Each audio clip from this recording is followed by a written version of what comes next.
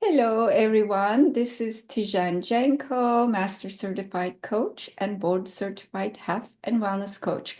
You are tuned into Coaching with Mastery and Elegance with Tijen Genco, and today we are going to speak about importance on assessing the coachability, the parties that may involve in that, and who can accompany me better than Clare Norman for that. So, welcome, Claire. Good to have you here. It's wonderful to be with you, and hello, listeners. Nice to be with you. Exactly. So, Claire, how would you like to introduce yourself to our audience?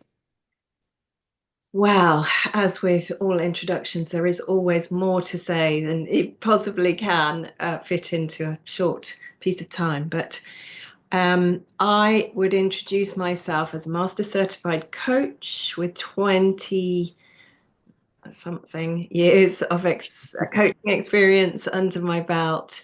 Also, I have a self-appointed name of Master Mentor Coach because I've been mentor coaching for many years as well and feel like I know the competencies inside out, back to front, and upside down.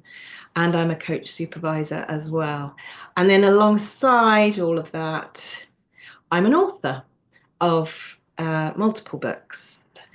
Uh, and that writing piece is one of the things that really stimulates the way that the things that I bring into my coaching, because all of my writing is about coaching and what I'm noticing along the journey.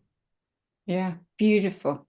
Right? They say that if you want to learn something, you can read about it. That's the first step. The second step is teach it and then they write about it. And there is that distinction. Absolutely. Yes. Beautiful. Thanks for sharing that. And so we both know as the mentor coaches, the assessors and all that, importance in coachability because it touches into the ethics. Yes. And we also, there is not much variation on that. It needs to be done and negotiated and understood in the beginning. But as anything, right, in coaching, we may have different beautiful ways of doing that. Mm. And so, what else you want to talk about the importance of coachability to get us started? Yeah, so I see two distinct phases around this. One is about coaching readiness, and the other is coachability in the coaching itself. So, coaching readiness is checking whether coaching is the right intervention at the right time and that the individual is motivated to do the hard work of thinking for themselves and they understand what it is and what it isn't, etc. So, that for sure aligns with the code of ethics, making sure they know what coaching is. Um, so, coaching readiness. I don't think we've done the best job of screening for coaching readiness. Um, and because of that, we find ourselves, and I am generalizing here, but we often find ourselves working with people um, who don't want coaching. Mhm. They've been sent for coaching, or for whom coaching isn't the right intervention because perhaps it's training that they need, or feedback from their manager that they need, or a therapeutic intervention, or lots of other things that it might be a better fit. And we seem to be treating coaching. I'm not necessarily just talking about coaches treat coaching as the panacea for everything, but organizations, it's become flavor of the decade, I think, that, oh, this person needs coaching. Well, actually, there's a few questions we need to be asking before they meet with a coach to actually check whether coaching really is appropriate for them and whether the time is right, whether they've got the support they need, and whether they're willing to be all in, because it's all very well me being the best coach I can be, but if they're not all in and being the best thinker, as I call them, that they can be, then this thing between us is not going to work. And what that does to the coach is it undermines their self-confidence, because they start to think, is it me? What else could or should I be doing in order to make this person have a great experience? And coaches, we all want to be valuable to the people that we work with, but we end up slipping into taking so much weight on our shoulders to make this a valuable experience when the person that we're working with has not been screened Mm. properly and is coming to coaching not ready for the commitment that it takes. And that messes with our head as coaches when that happens. So this is why I think it's so important. It messes with our head and our belief in our own coaching skills. It also messes with the individual because they're kind of showing up, but kind of wasting their time in a way, which also means that they're wasting the organization's time, wasting the organization's money. So I am talking about organizationally funded coaching here. In the case of private coaching, coaches can do that screening for themselves, and there are multiple questions that we need to be asking to make sure that this is the right fit.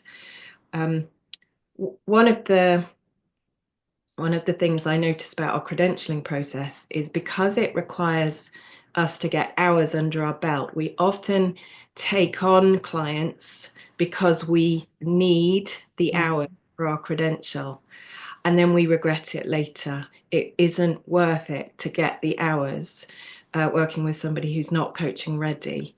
It's also not worth the money, because it will cause us heartache and it will cause us much more, we'll have to invest more in supervision around the edges to figure out, well, what am I going to do in this situation as coach? So we are, unfortunately, that's the side effect of our credentialing processes. And I love our credentialing processes, but that is the side effect. It drives us to take on clients that we shouldn't really be taking on because they're not coaching ready. Mm-hmm. Yeah, thank you. You touched upon multiple things, and just wanted to share that I have a policy that I do not, when there is a third party that actually does the engagement and I sit in the executive coaching bench, I will not take anyone unless I do an initial conversation with them to at least assess. So certainly what you're bringing forward is that coaching is, if all else fails, then you get them into coaching kind of a behavior, right? Like a last resort. Some companies do that to not to get into legal battles. I mean, there are things, and it also affects, besides the self-confidence of coaches, I see it can impact their business. Yes. Because if the client is not progressing and the coach is not progressing and client has unrealistic expectations, you can't deliver, and you need not to be delivering that, and that has to be understood, right? And you're not going to get referrals because they Yeah, were not felt like they got this yeah, shift that, is so yeah. crucial in coaching. Um, One of the things that I have been spending a lot of time thinking about is, what is the role of what I call the coaching custodian in organizations? Because yes, we can have that preliminary meeting ourselves with an individual to double check their coaching readiness. But to me, it feels as though that coaching custodian needs to be the first port of call for that, because there's quite a lot of signs and signals that would say to that coaching custodian, ah, okay, so it's not actually coaching Mm-hmm. the right thing for this individual. So there is no point me even introducing this person to Tijen or Clare or whoever coach. So that would mean it prevents us from having to invest in that preliminary meeting because the coaching custodian has done a better job in the first place of finding alternative interventions for that individual that are a better fit. Um, or, if it is that last chance saloon type thing before they get sacked, I mean, honestly, that is the worst reason to be sending somebody for coaching, especially if that individual doesn't know that they are on the list to be Yeah. terminated. Absolutely. And thank you for bringing us into the next point, and which actually it might be helpful for our audience for you to explore that term a little bit, because often people are familiar with the sponsors, but Yes. the way you're placing almost additional role and in the governance where in the sponsored engagements are present, and maybe education of that. So how would you like to unpack the term custodian for the sponsored engagements? Yeah, so I see the coaching custodian as anybody who has responsibility for the setup and the success of coaching in the organization. So that could be in a really large organization, that might be a head of coaching. Um, I don't think many organizations have a head of coaching Yeah. anymore. There was a phase when they did, and that was all that person did. So very obviously a coaching custodian. More likely, I think, and certainly the as we come down the size of organization, it might be part of another person's role. So maybe it's the talent development lead or the org development lead or the learning and development lead or HR. So any one of those could have coaching under their wing, if you like, Mhm. and be responsible for the return on expectations of this investment. And so if they've got that responsibility, this business, this commercial responsibility, because yes, they are people orientated people in these roles, but they do have a commercial responsibility to the business to make sure that any investment they're making in the people is going to have some kind of return on expectations. And therefore, it is in their best interest to make sure that coaching, alongside any other interventions that they are investing in, pay back dividends to the organization. Mhm. Um, and that means making sure it is set up for success and that the right people are getting coaching at the right time and that they are motivated for it. So this this role of coaching custodian, um, it requires more of these people than I think most of them are doing at the moment. I think what has happened is slowly they have outsourced all of this responsibility to coaches and expect coaches to do like 30 different things in a chemistry call.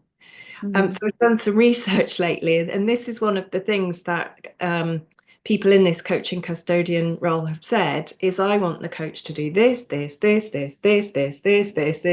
And you look at it and you think, okay, well, if we're having let's say a 45-minute chemistry session, that's only about a minute and a half for each one of those things that they're expecting the coach to do.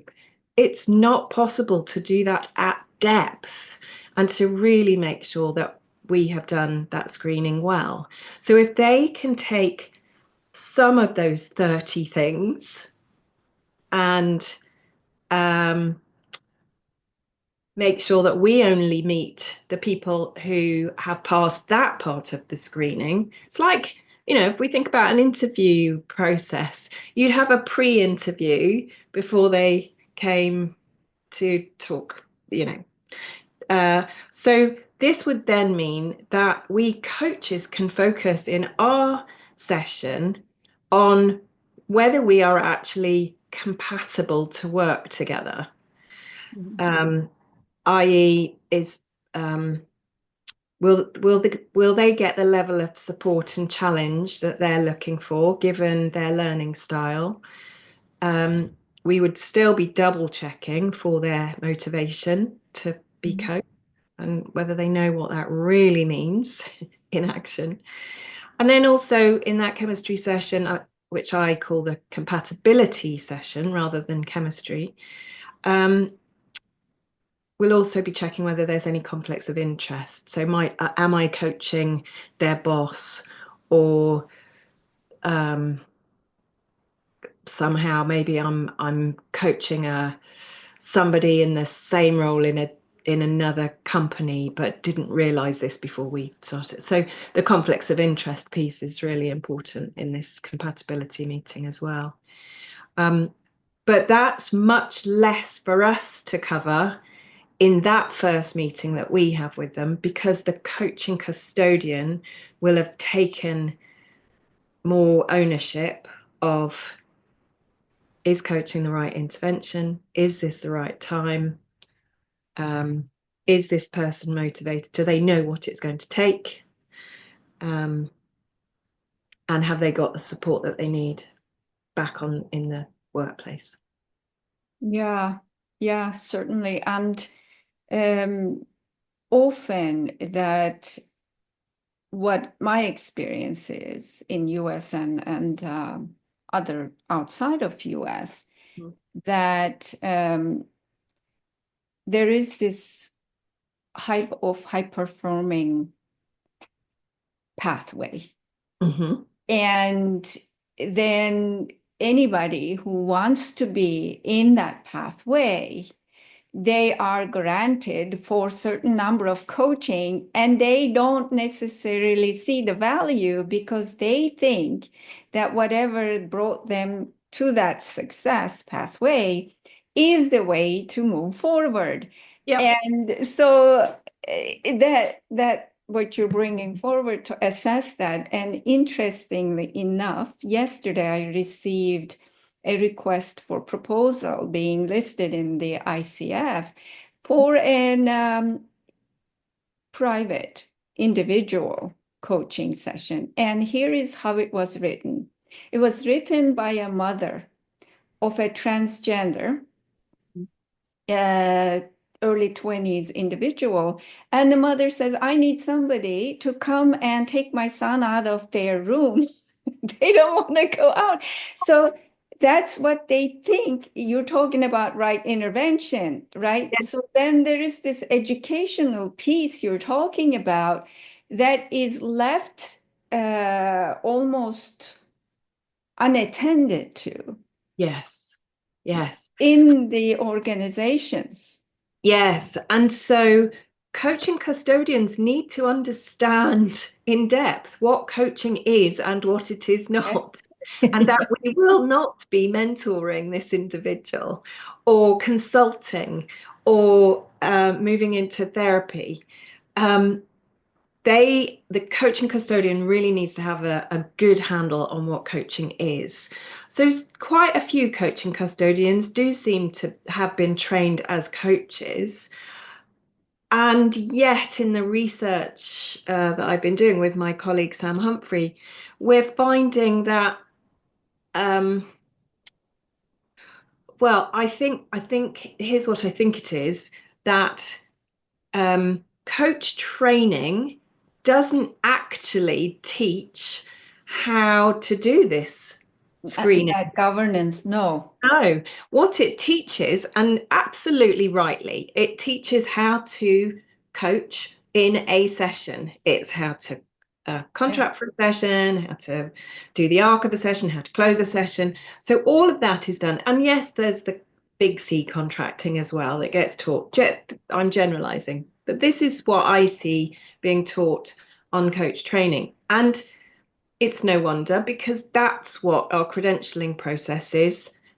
Our testing is, can you conduct a coaching session?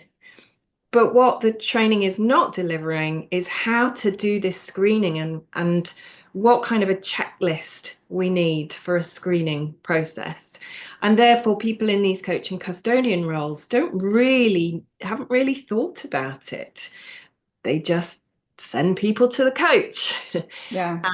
And then the coach has to figure it out. But as I say, there is so much else that we're trying to accomplish in this first meeting that we have with them that we will often miss the signs and signals that Mhm. are would be glaringly obvious if the coaching custodian had gone through a checklist themselves. Also, I spoke about this with a student of mine in another podcast.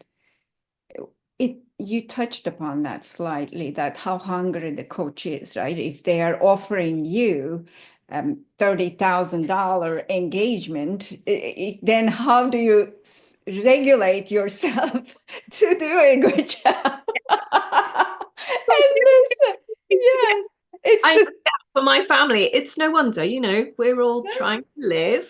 And so exactly, yeah, we, and this is where, I mean, money often muddies the water, doesn't it? yeah, yeah, And from an ethical standpoint, how ethical is it to take somebody into a coaching program who doesn't want it? Like, for example, the high performers that you mentioned, who they all get given coaching, whether they want it or not.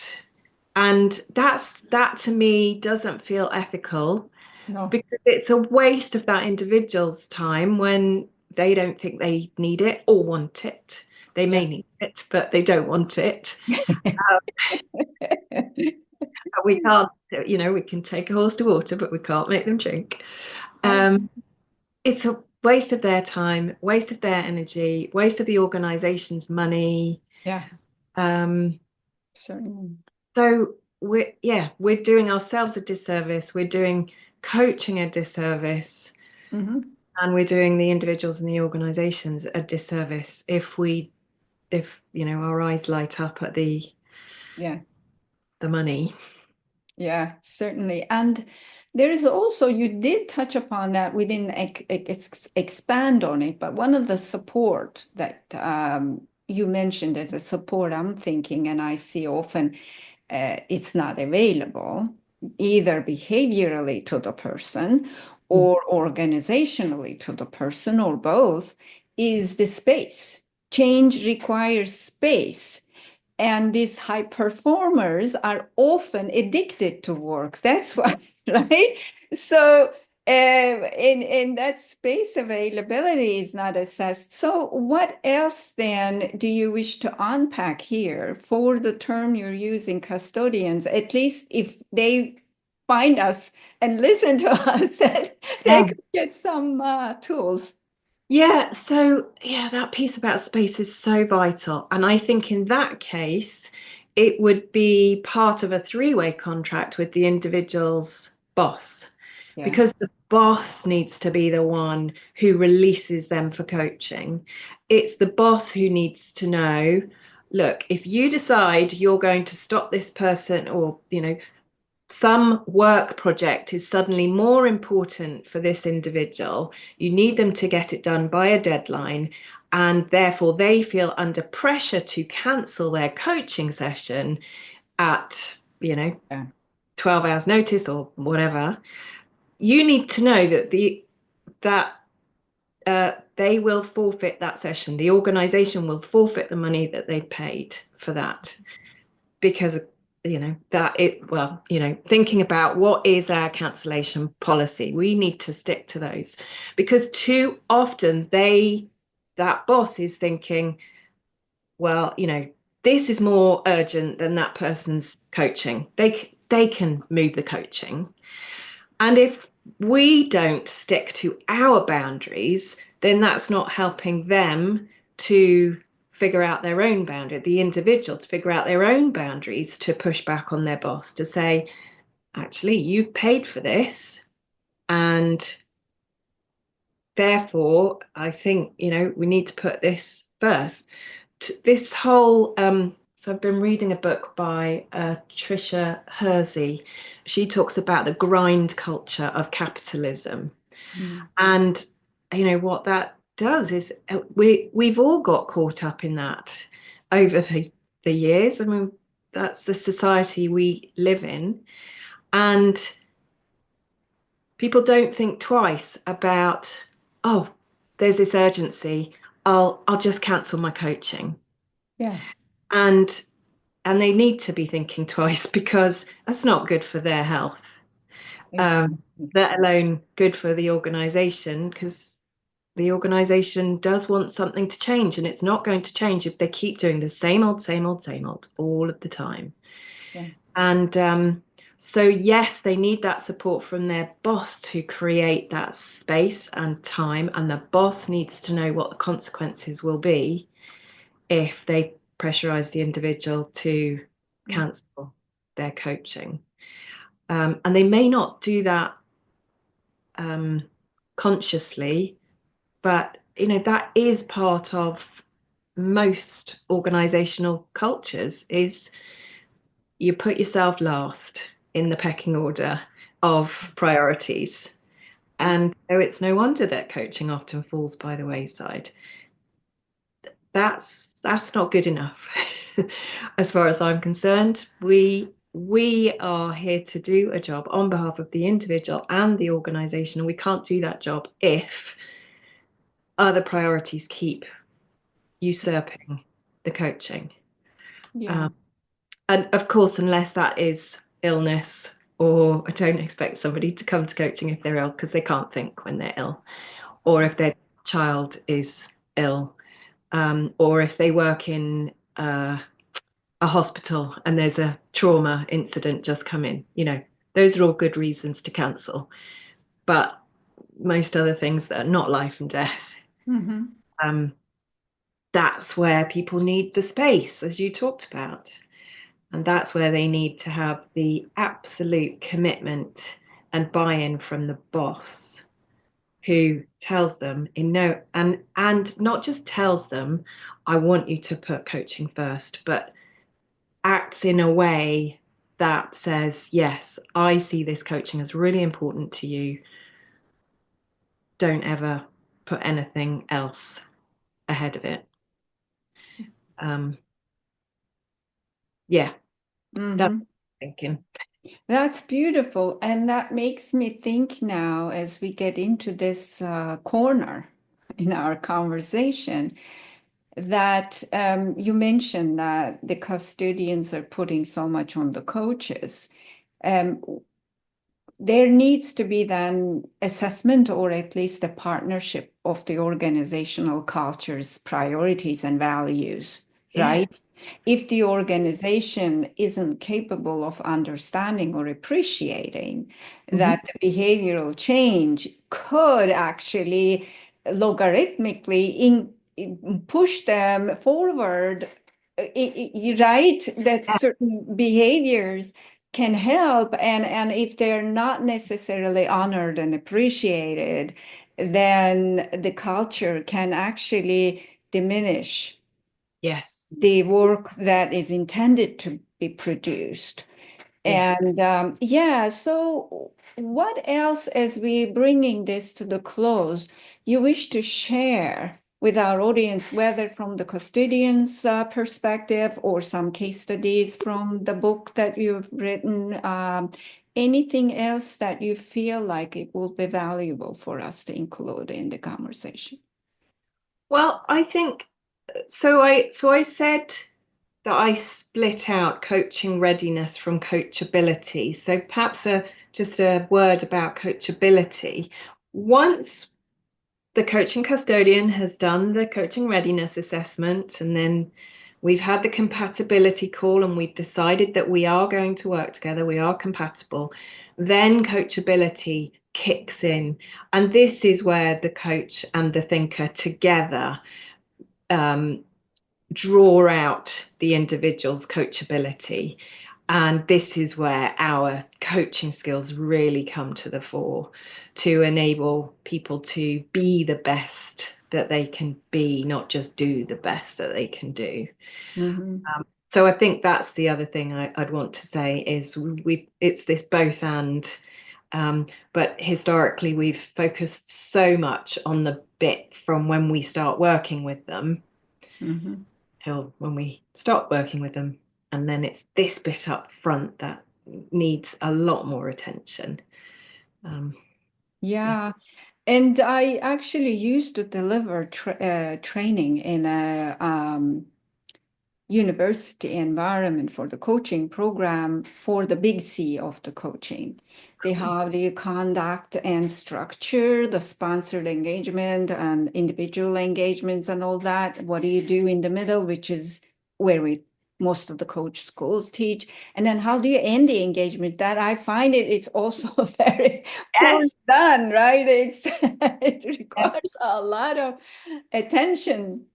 Yeah. And these are the kinds of things when we start coaching and continue coaching that we take to supervision. Yeah, This is where we can talk through all of these things that our training may have addressed, but we've yeah, forgotten it because there was so much to yeah, take in, or it wasn't addressed at all. And then we come across these real life scenarios that all of a sudden yeah. we start to wonder, okay, so what's my role here? How am I meant to show up in this situation? And every person that we work with is so unique. So there is not a one size fits all answer to that. And that's why supervision is so important, so that we can decide what is right for us as the coach, given our personality and context and background, and what is right for the person that we're working with. And it won't be the same uh, solution, if you like, for every single person that we work with. So that's where supervision comes in. Yeah, beautiful. So that's a nice segue again, Claire, that you brought us into. So we do, did share in the beginning that you do supervision. What else then you wish to share with our audience if they're interested in finding you, your books, or anything else? Well, I would love for them to connect with me on LinkedIn. So it's Claire without an I, Clare Norman MCC. You should be able to find me. Uh, and you'll see that I post all sorts of uh, thought-provoking writing for coaches. So connect with me there. You can also find out more about my supervision offerings and my mentor coaching offerings across ACC, PCC, and MCC, all on my website, clarenormancoachingassociates.com. And then if I can just hold up the latest Yes, book, of course. Cultivate Coachability. If this conversation has left people wanting more of, because we've really only scratched the surface of it, but there's so much more in there, including some checklists and some templates and all sorts of other I hope useful things that people can use. So that's another place Excellent. to go. Yeah, thank you. Check that out. And we will include the links that Claire shared in our podcast notes, show notes. And thank you, Claire. Thank you for inviting me. Oh, of course, it's been such a pleasant conversation for me, and I hope that it has been eye-opening for you, everybody. If you missed it in the beginning, you've been tuned into Coaching with Mastery and Elegance with Tijen Genco. That's an original podcast from Genco Coaching. You could also consider following us, leaving us a comments, and those of you who've done that, we are appreciative of that. And check our offerings under gencocoaching.com, upcoming events. Thank you again, Claire, for being with us. Thank And until next time, everybody.